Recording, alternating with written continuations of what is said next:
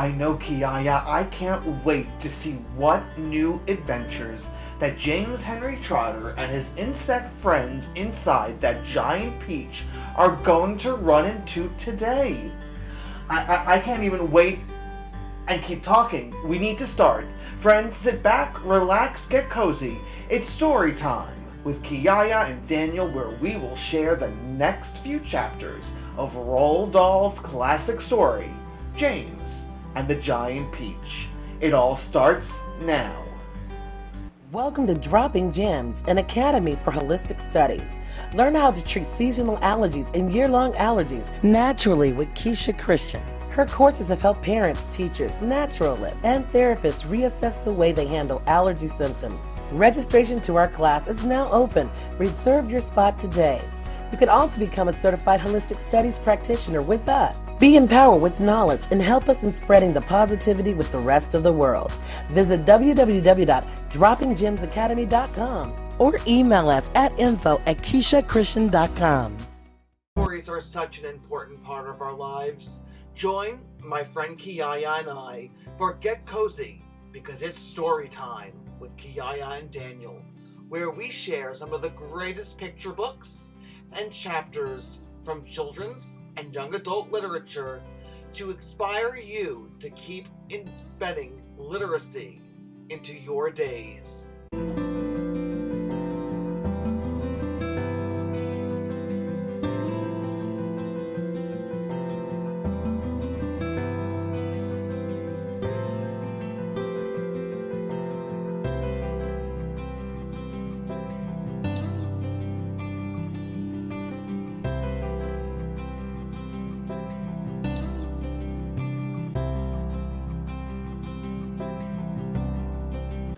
Chapter 28.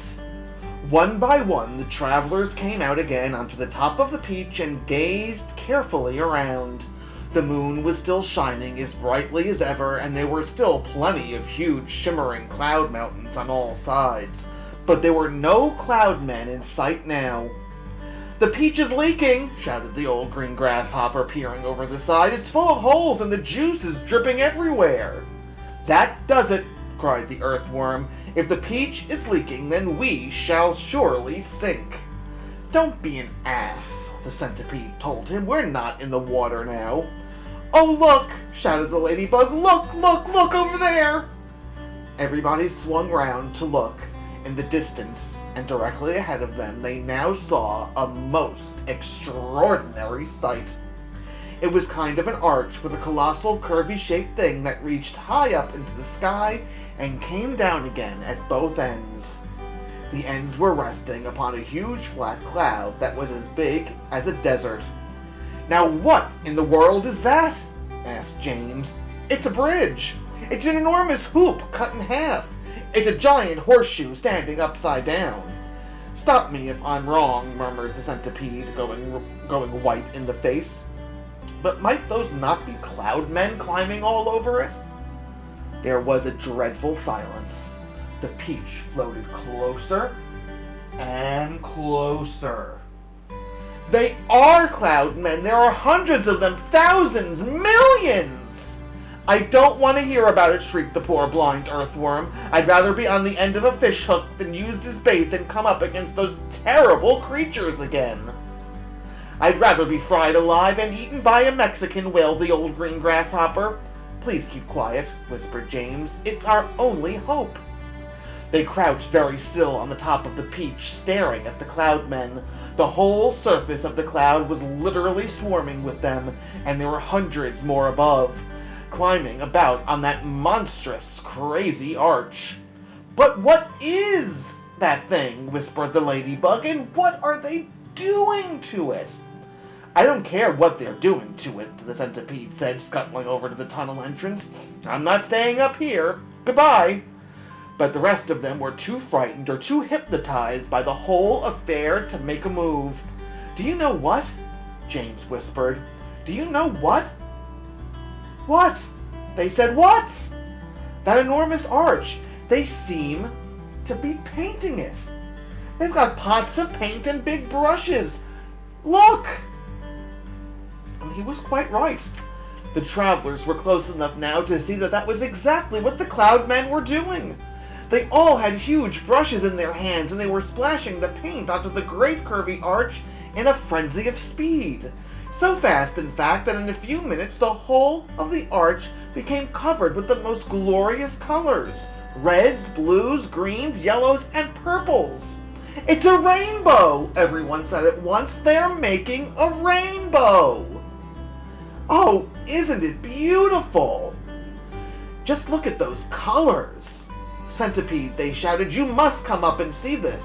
They were so enthralled by the beauty and brilliance of the rainbow that they forgot to keep their voices low any longer. The centipede poked his head out cautiously out of the tunnel entrance. "Well, well, well," he said, "I've always wondered how those things were made." "What are they doing with those ropes?" "Good heavens, they're pushing it off the cloud!" cried James. "There it goes! They are lowering it down to the earth with ropes." "And I'll tell you something else," the centipede said sharply. "If I'm not greatly mistaken, we ourselves are going to bump right into it." "Bless my soul, he's right!" the old green grasshopper exclaimed. The rainbow was now dangling in the air below the cloud. The peach was also just below the level of the cloud, and it was heading directly toward the rainbow, traveling rather fast. "We are lost!" Miss Spider cried, wringing her feet again. "The end has come!" "I can't stand it," wailed the earthworm. "Tell me what's happening." "We're gonna miss it," shouted the ladybug. "No, we're not." "Yes, we are." "Yes, yes, no, oh my heavens!" "Hold on, everybody," James called out, and suddenly there was a tremendous thud as the peach went crashing into the top part of the rainbow. This was followed by an awful splintering noise as the enormous rainbow snapped right across the middle and became two separate pieces. The next thing that happened was extremely unfortunate. The ropes that the Cloudmen had been using for lowering the rainbow got tangled with the silk strings that went up from the peach to the seagulls. The peach was trapped. Panic and pandemonium broke out among the travelers, and James Henry Trotter, glancing up quickly, saw the faces of thousands of furious Cloudmen peering down at him over the edge of the cloud.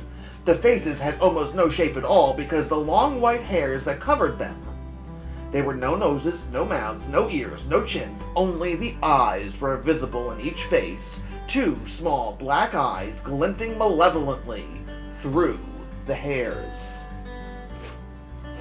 Then came the most frightening thing of all. One Cloudman, a huge hairy creature who must have been 14 feet tall at least, suddenly stood up and made a tremendous leap off the side of the cloud, trying to get one of the silk strings above the peach. James and his friend saw him go flying through the air above them, his arms outstretched in front of him, reaching for the nearest string, and they saw him grab and cling to it with his hands and legs. And then, very, very slowly, hand over hand, he began to come down the string. "Mercy! Help! Save us!" cried the ladybug. "He's coming down to eat us!" wailed the old green grasshopper. "Jump overboard!" "Then eat the earthworm first!" shouted the centipede. "It's no good eating me. I'm full of bones like a kipper." "Centipede!" yelled James. "Quickly, bite through that string, the one he's coming down on." The centipede rushed over to the stem of the peach and took the silk string in his teeth and bit through it with one snap of his jaws. Immediately, far above them, a single seagull was seen to come away from the rest of the flock and go flying off with a long string trailing from its neck. And clinging desperately to the end of the string, shouting and cursing with fury, was the huge, hairy Cloudman. Up and up he went, swinging across the moonlit sky, and James Henry Trotter, watching him with delight, said, "My goodness, he must weigh almost nothing at all, for one seagull to be able to pull him up like that. He must be all hair and air."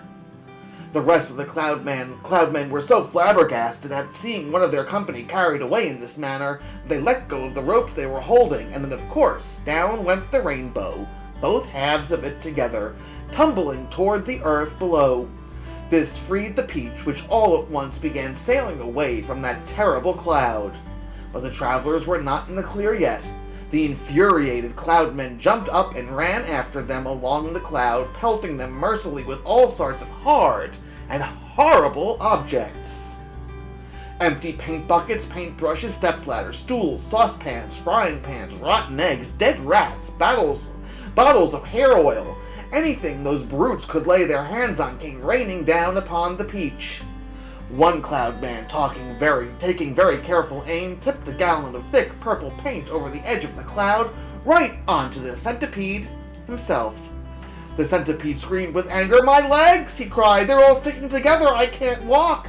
My eyelids won't open. I can't see. And my boots are ruined."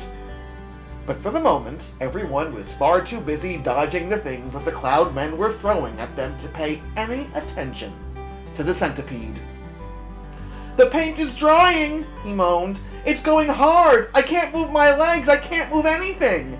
"You can still move your mouth," the earthworm said, "and that is a great pity."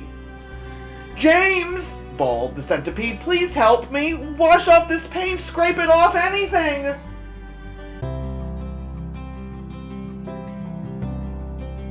Chapter 29.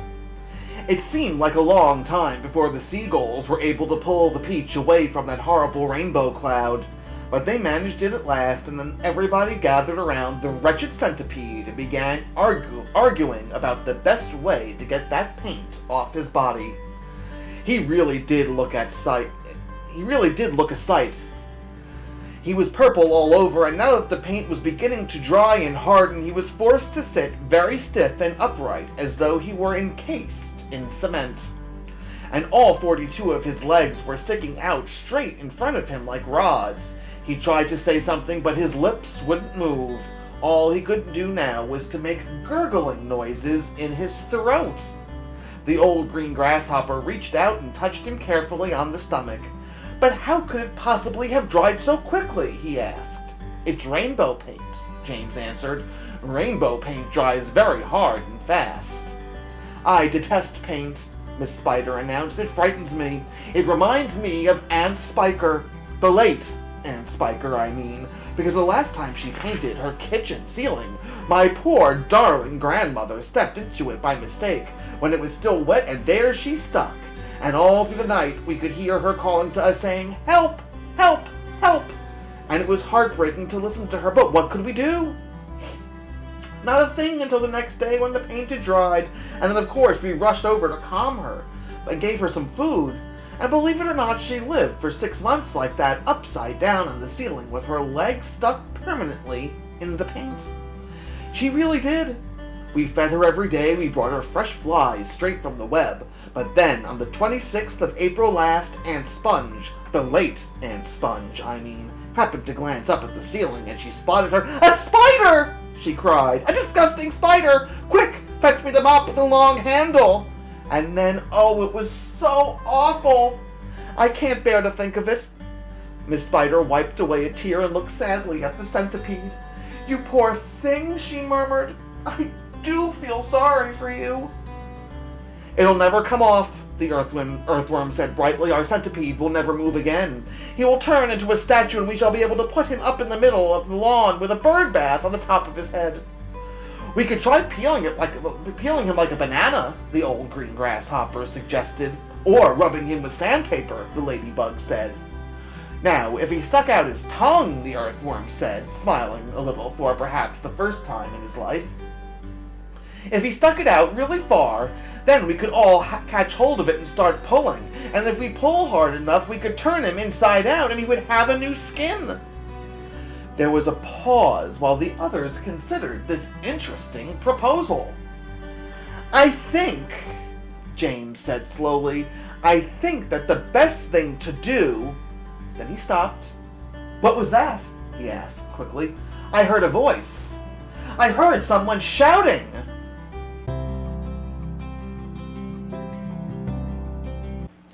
Chapter 30. They all raised their heads, listening. Shh! There it is again! But the voice was too far away for them to hear what it was saying. "It's a cloud man!" Miss Spider cried. "I just know it's a cloud man! They're after us again!" It came from above, the earthworm said, and automatically everybody looked upward. Everybody except the centipede, who still couldn't move. Ouch, they said. Help, mercy, we're going to catch it this time. But what they now saw swirling and twisting directly over their heads was an immense black cloud, a terrible, dangerous, thundery-looking thing that began to rumble and roar as they were staring at it, and then from high up on the top of the cloud, the faraway voice came down to them once again, this time very loud and clear. "On with the faucets," it shouted. "On with the faucets! On with the faucets!" 3 seconds later, the hole underneath of the cloud seemed to split and burst open like a paper bag, and then out came the water. They saw it coming. It was quite easy to see because it wasn't just raindrops. It wasn't raindrops at all. It was a great solid mass of water that might have been a lake or a whole ocean dropping out of the sky on top of them, and down it came, down and down and down, crashing first onto the seagulls and then onto the peach itself. While the poor traveler shrieked with fear and groped around frantically for something to catch hold of, the peach stem, the silk strings, anything they could find, and all the time the water came pouring and roaring down upon them, bouncing and smashing and sloshing and slashing and swashing and swirling and surging and whirling and gurgling and gushing and rushing and rushing. And it was like being pinned down underneath the biggest waterfall in the world, and not being able to get out.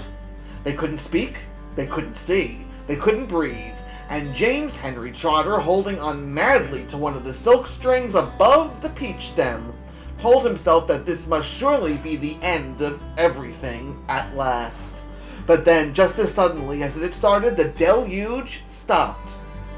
They were out of it, and it was all over. The wonderful seagulls had flown right through it and come out safely on the other side. Once again, the giant peach was sailing peacefully through the mysterious moonlit sky. "I am drowned," gasped the old green grasshopper, spitting out water by the pint.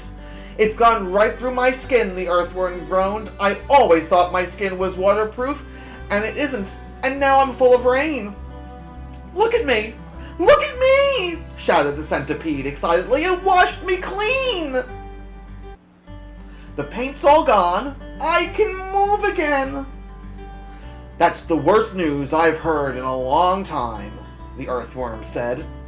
The centipede was dancing around the deck and turning somersaults in the air and singing at the top of his voice. "Oh, hooray for the storm and the rain! I can move, I don't feel any pain. And now I'm a pest. I'm the biggest and best, the most marvelous pest once again." "Oh, do shut up," the old green grasshopper said. "Look at me!" cried the centipede. "Look at me! I am freed! I am freed! Not a scratch, nor a bruise, nor a bleed. To his grave this fine gent they all thought they had sent, and I very near went. Oh, I very near went.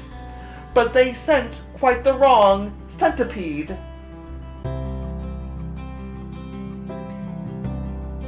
Chapter 31. "How fast we are going all of a sudden," the ladybug said. "I wonder why." "I don't think the seagulls like this place any better than we do," James answered. "I imagine they want to get out of it as soon as they can. They got a bad fright in the storm we've just been through."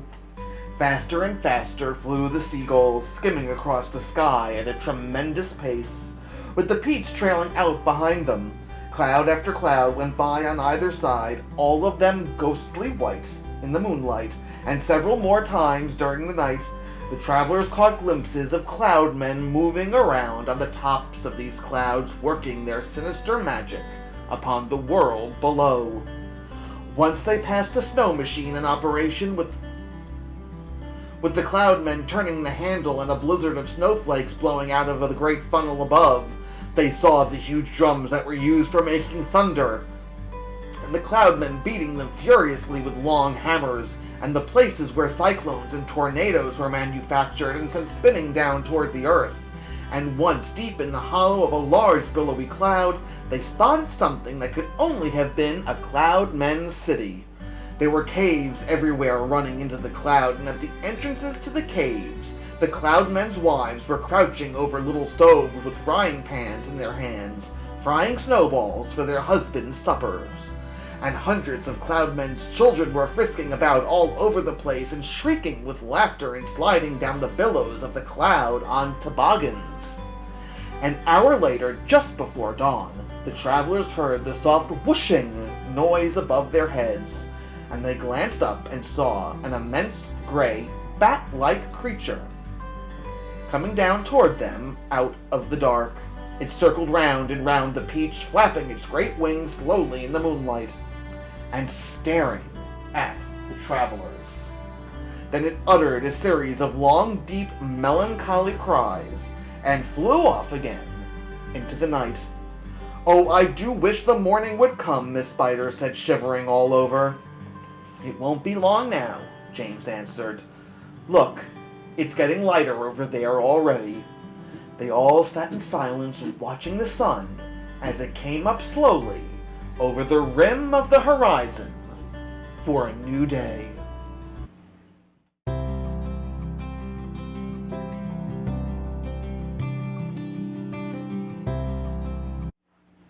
I wonder what that new day is going to bring for James Henry Trotter and his insect friends, Kiyaya, don't you?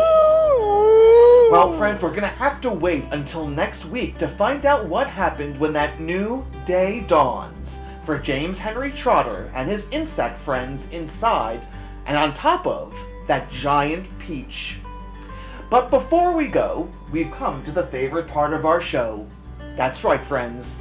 Let's get crafty. So many exciting things happened in today's chapter selections from Roald Dahl's James and the Giant Peach. We would love for you to paint us some pictures of the parts that fascinated you the most. Maybe it was breaking through the rainbow, or what happened in that treacherous thunderstorm. We can't wait to see your art. Please share them with us on our social media at Stitching Wolf on Facebook and Instagram, or send them to us through email, because Kiyaya and I love getting your fan mail at getcozy@stitchingwolfdesigns.com. We'll be back for some more of James the Giant Peach next week, and we look forward to seeing you all again soon, friends. Until then, stay safe and happy and healthy, and always remember, that's right, Kiyaya, reading is power.